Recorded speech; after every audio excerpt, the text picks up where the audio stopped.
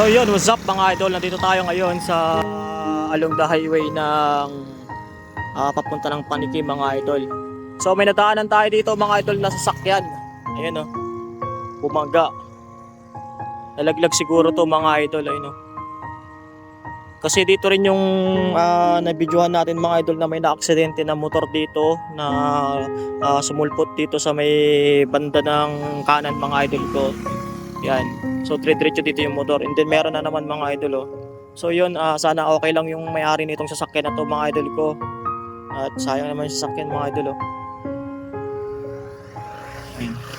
So yun, sa lahat ng mga daan mga idol ko, kung hindi nyo kabisado yung daan dito, mas maigihin na lang maigi mga idol ko na alamin muna yung mga daan dito kasi may mga putol na daan dito mga idol.